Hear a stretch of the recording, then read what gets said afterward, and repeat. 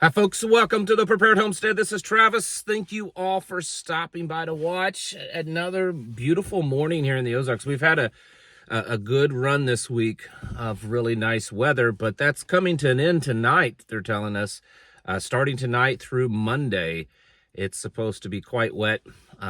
Flood warnings are out, especially down in the southwestern corner of Missouri, northeastern part of Oklahoma and Kansas, southeastern Kansas. That whole area seems to be getting, or is supposed to get the big portions of the rain, but we're still going to be getting several inches of rain over the next few days. Par for course, though. I mean, it's just that time of the year. Couple of things in the news I just thought I would point out. The president's back on the tariff kick, where we had a break from that because of the tour in the Middle East and that kind of stuff. But he announced this morning that we're looking at 50% tariffs on European Union goods, and he's wanting to impose a 25% tariff on Apple phones, Apple goods, if Apple does not move manufacturing into the United States. So if you haven't been keeping up, most Apple products have been produced in China. And of course, the whole thing with China, he doesn't want that. So Apple had agreed and decided, well, we'll switch manufacturing to India. They have some manufacturing there already. And they expected that by next year, all the phones that were sold in the United States would be produced in India. And so apparently that's been what they have been doing, is kind of transferring manufacturing to India. Now the president says that's not good enough. He wants those phones manufactured in the United States, and if Apple does not do that, he's going to slap a 25% tariff on Apple phones. Now, a couple of things. It's unclear if there is presidential authority to tariff a specific company. To throw tariffs on an entire nation and say this industry, this country, there's a tariff on those goods coming in, but it's unclear if there's actual authority to do it on a specific company. And if Apple phones were manufactured in the United States, most people that purchase Apple phones could not afford them. The estimates are anywhere between $3,500 up to $10,000 per phone is what they would cost. Well, because Americans, they make more per hour. Even the minimum wage, and those aren't minimum wage jobs. A lot of the jobs to manufacture those phones are very technical engineering type jobs. So we'll see what happens there. Almost immediately after announcing that, Apple's stock prices went down. So there's that. Of course, the whole bond thing is still got some people up in worry, and some people are saying, oh, it's not that big a deal. Other people are saying it's a huge deal. I think I saw one post this morning, and I think it explained it all very easily. It said it's death by 1,000 cuts. I don't know that any one of these events that are happening now in the financial world is the end-all, be-all, death blow to the American economy. But I think little by little we are watching it weaken and weaken. And at some point there may be a falling off the cliff stage, possibly. Also, did you see in the news these tornadoes that went through St. Louis and Kentucky last week? Up in St. Louis, it's starting to kind of pick up some speed in the news.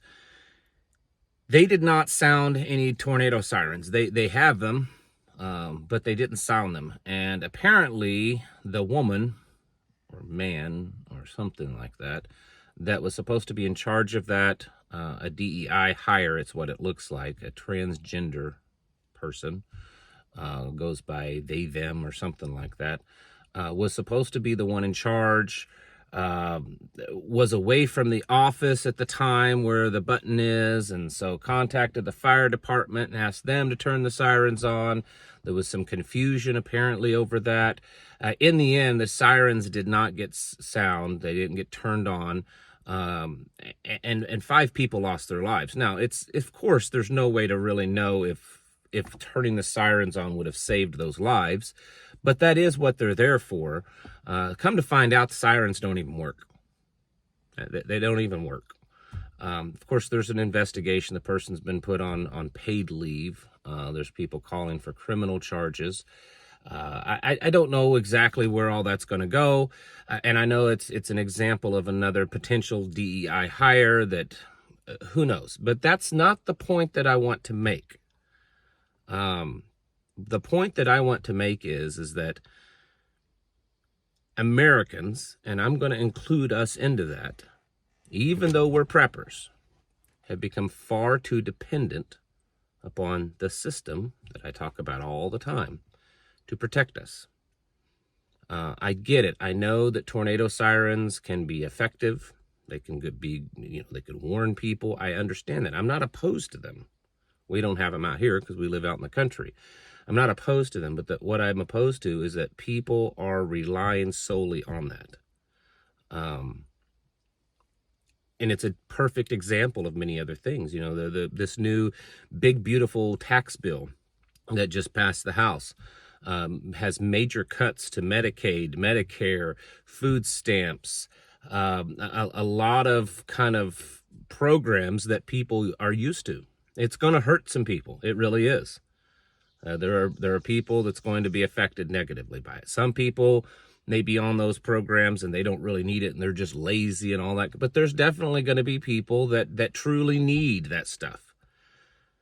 And they're going to be hurt by it. And the reason why they need it is because they have spent their entire life depending on it or believing that it's going to be there. So they didn't plan ahead differently. They just said, well, we'll take that. This is the problem. We depend upon systems that are extremely fragile. This is why I push constantly to get yourself prepared, to become self-sufficient in the sense that you are less dependent upon the system. I have an idea or a solution of possible to a fix, because I've talked about how the need to be this way and to be this way with others is important, because the way things are going, how things are happening, a lone wolfing it is just not good enough. I mean, unless you're really amazingly good, the average person is not going to do good with lone wolfing it. So you need to have others, right? We need to plan and prepare with others, regardless of whether it's tornadoes, that sirens don't get sound. I mean, they just pop up out of nowhere. We've had that happen several times. It happened a few weeks earlier here in Missouri, where there was some storms coming in. The tornado and all that risk was really low. We knew it was just going to be some mild thunderstorms, right? And then all of a sudden, out of nowhere, some tornadoes fell out of the sky. I mean, everyone, no lives were lost in that particular instance, but it was being talked quite a bit about it here in southern Missouri, because people it just happened. Like out of nowhere, tornadoes fell out of the sky. People weren't ready. They were dependent upon a system to take care of them. And I know that these are examples of storms, but it's because they're recent examples. They're things that are happening right now that showcase the point that I'm trying to make, that you need to be prepared on your own, like outside of the system. You need to have other ways to figure things out, whether it's storms or economy or whatever it is. And it's good to do that with others. I talk about MAGs. I'm not the only one.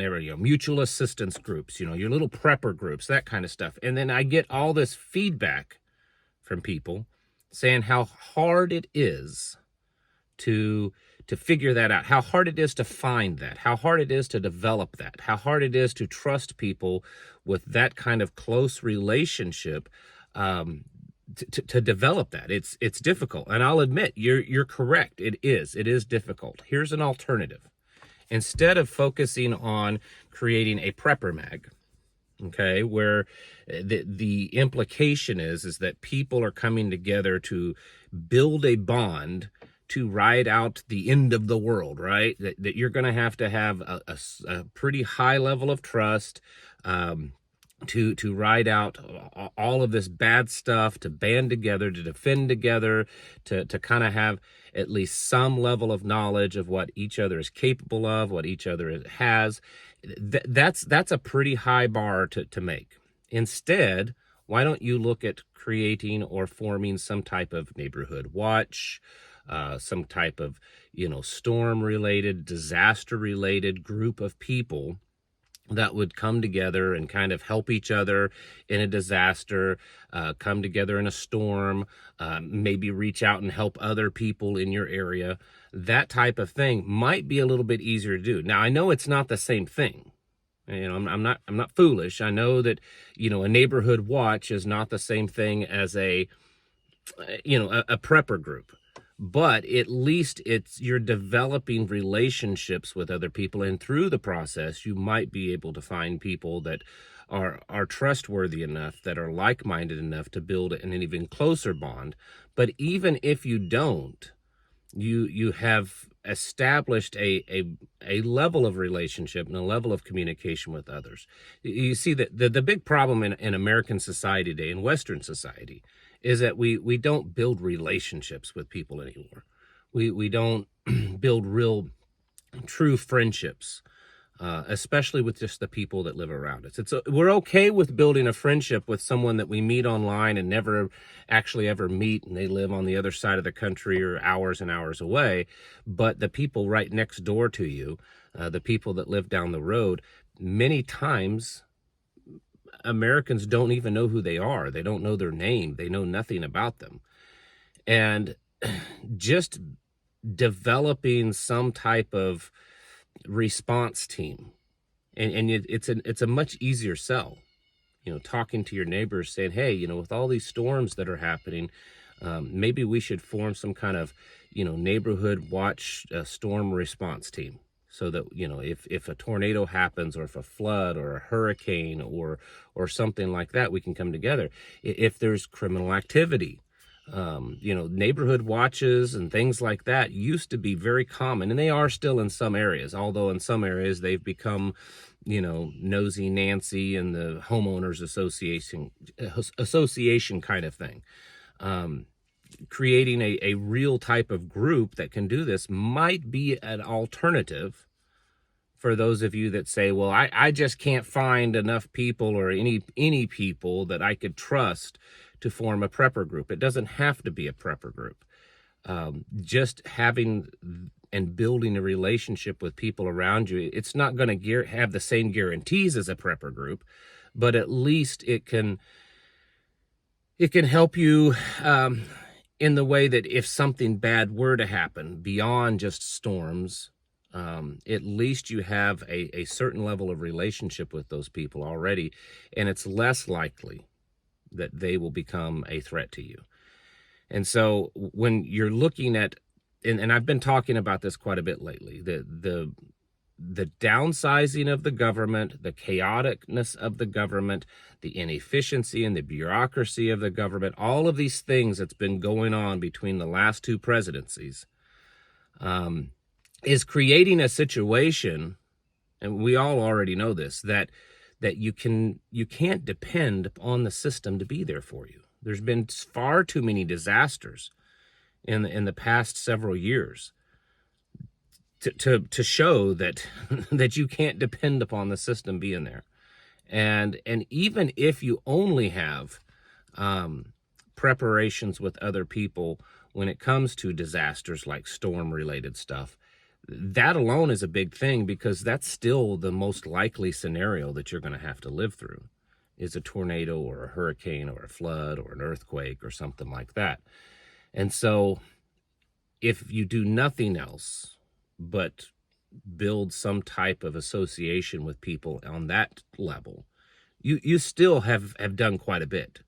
This idea that you just do nothing, maybe do your own preparations, but have no relationship and connection with people in your immediate vicinity, is just not a good idea, because all you're doing is setting yourself up as a target.